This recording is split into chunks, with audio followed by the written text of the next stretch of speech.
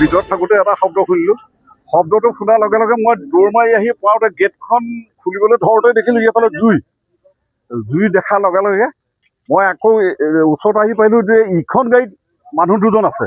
ইখন গাড়ীৰ মানুহ দুজনে এতিয়া এই গাড়ীখনৰ মানুহ মৰিল বুলি কৈছে।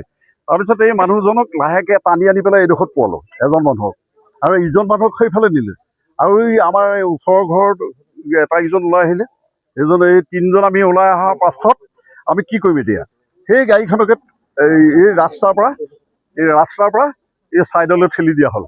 ঠেলি দি পেলাই এই গাড়ীখনত ঘৰৰ পৰা পানী কঢ়িয়াই পেলাই এই গাড়ীখনত জুইটো নুমুৱা হ'ল। সেইটো একো দেখা নাই নহয়। সেইটো ঘৰৰ ভিতৰত শব্দ শুনি আহি খালি ধপকৈ মানুহ দুটা পৰি আছে।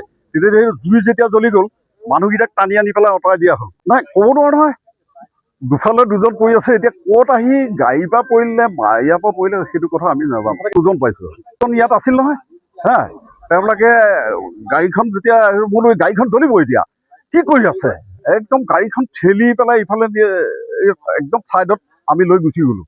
তাৰপিছত মানুহকেইজন ক'লৈ গ'ল সেইটো কথা আমি নাজানো। কিন্তু তাৰপিছত এইখন গাড়ী নমোৱাৰ পাছত যেতিয়া এইখন গাড়ী যে তাত পালেগৈ, সেইটো আমি ঠেলি দি পেলাই তাত পোৱাইছোঁ। নহ'লে ইখন গাড়ী আহি ইয়াৰ আধা চুক এটাত ধৰিছিলেই।